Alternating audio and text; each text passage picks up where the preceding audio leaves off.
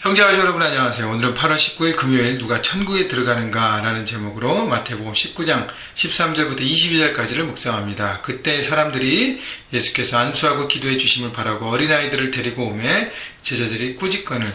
사람들이 예수님 앞에 어린아이들을 데리고 와서 주님 아이들에게도 기도해 주시고 안수해 주십시오 라고 부탁하는 마음으로 데리고 왔습니다. 근데 제자들은 꾸짖었어요. 14절 예수께서 이르시되 어린아이들 용납하고 내게 오는 것을 금하지 말라 천국이 이런 사람의 것이니라 하시고 라고 말씀하십니다.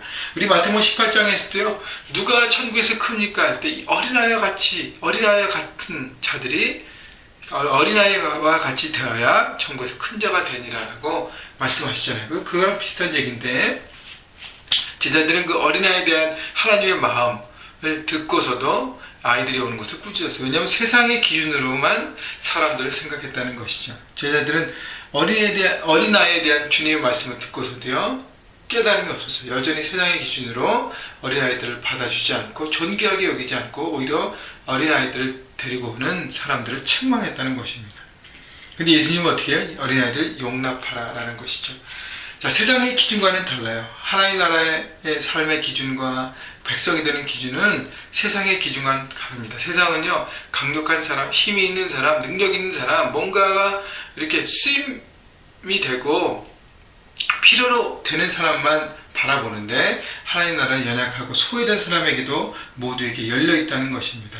천국이 이런 사람의 것이라는 것은 연약한 사람들, 누구에게나 열려 있다는 것을 얘기하죠. 여러분, 어린아이가 포함됐다고 하는 것은 누구에게나 열려 있다는 것이에요. 그래서 하나님 나라는 누구에게나 열려 있고 누구나 믿음으로 예수님을 바라보고 십자가의 구원을 받아들이는 사람은 모두 하나님의 나라의 백성이 될 수 있다는 것입니다. 그래서 강하고 권세 있는 사람에게 집중되어 있는 세상의 기준과 반대로 연약하고 사랑과 섬김이 필요하고 그런 모든 사람에게도 하나님 나라는 열려있고 집중되어 있음을 얘기합니다.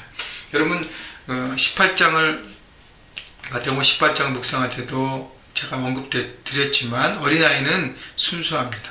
듣고 말씀을 잘 들어요. 솔직하고 내려놓습니다. 자기 것들을 쉽게 다른 어른들보다, 그죠? 그런 마음으로 갖고 하나님 나라를 바라보는 사람들은요 하나님 나라의 백성이 될 수 있다는 것이죠. 15절 그들에게 안수하시고 거기를 떠나시니라. 그래서 어린아이 여러분, 그래서 우리가 이 말씀을 보면 생각해 보아야 될 부분은 내 삶의 현장에서 내 주변에서 연약하고 소외된 사람들이 누가 있는가를 돌아보라 합니다. 그들도 사랑하고 섬기고 그들도 하나님의 복음을 나누고 하나님의 백성이 될 수 있도록 내가 잘 대하고 정말 친절하고 섬기고 있는가를 생각해 보아야 하는 것이죠. 16절 어떤 사람이 죽게 와서 이르되 선생님이여 내가 무슨 선한 일을 하여야 영생을 얻으리이까. 한 청년이 왔는데, 한 사람이 왔는데 이 사람은 사람이 어떤 선행으로 영생, 구원을 얻는 줄로 생각하고 있습니다.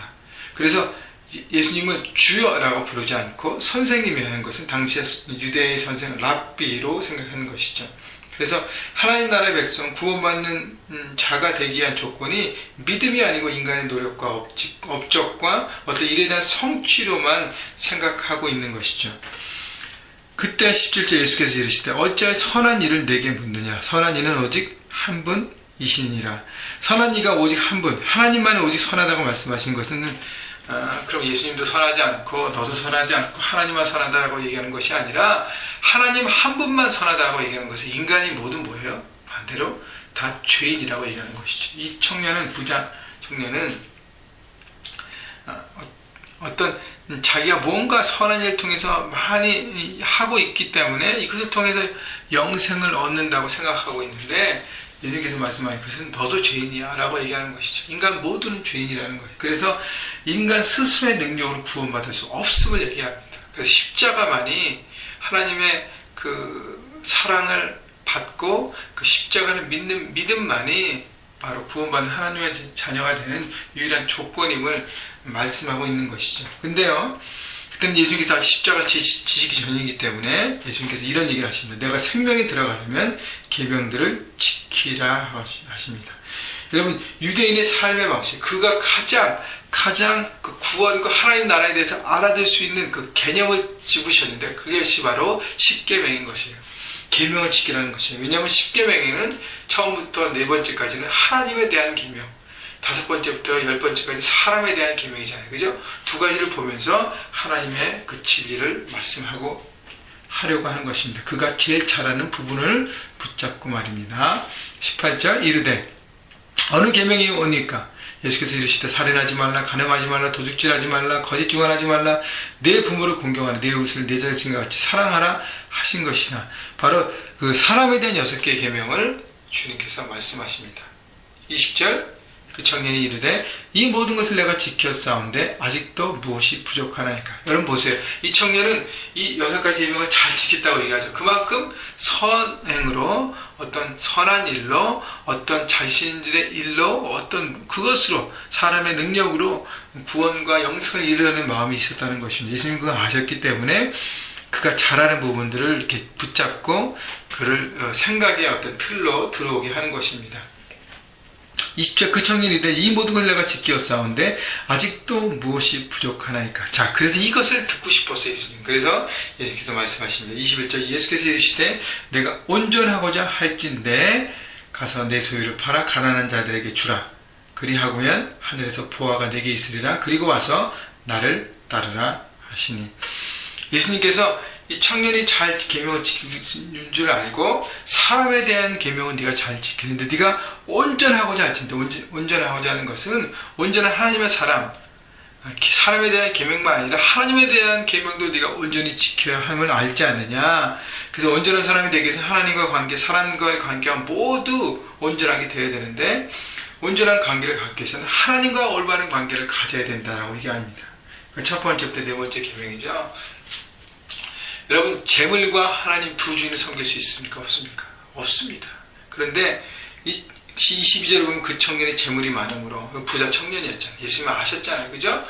그래서 그가 붙들고 있는, 그가 예배하고 있는 그 삶의 가장 first priority가 되는 우선순위를 되는 그 재물을 네가 놓고 하나님만을 바라볼 수 있냐를 예수님께서 말씀하시는 거예요. 그래서 내 소유를 팔아 가난한 자들에게 주라는 것이죠. 자, 재물, 하나님 두 주인이 섬길 수 없음을 얘기했습니다. 과연 이 청년이 가장 자기 삶에 중요하게 여기는 재물을 내려놓고 하나님만을 의지하고 바라보고 나올 수 있는가? 이것이 바로 하나님 나라의 백성, 영생을 얻게 되는 큰 조건임을 말씀하고 있는 것입니다. 여러분, 그래서 하나님 나라는요, 우선순위를 하나님께 둔 사람만이 들어올 수 있다는 것이, 하나님만이 내 삶의 주인 되심을 고백하고 바라보고 그렇게 살아가는 사람만이 하나님 나라의 백성이 될 수 있다는 것입니다. 그런데 22절 그 청년이 재물이 많으므로 이 말씀을 듣고 근심하며 가니라. 이 청년은요, 재물을 내려놓지 못했습니다. 여전히 이 재물을 내려놓고 내가 어떻게 살 것인가, 하나님을 주인으로 모시고 살 수 있는 부분에 대해서 그를 근심했습니다. 여러분, 근심만 하면 내려놓지 못합니다. 근심만 하면 아무 삶의 변화가 없습니다. 어떻게 해요? 움직여야 하는 것이죠. 팔아야 하는 것이죠. 내 삶에 액션과 걸음이 있어야 우리가 순종하는 삶을 살게 되는 것입니다. 여러분, 오늘 말씀에 첫 번째는 어리나 연약한 자들을 품고 그들을 섬기고 바라보는 것이 하나님 나라의 삶, 하나님 나라의 백성이 되는 어떤 하나님 나라의 개념을 얘기했고요.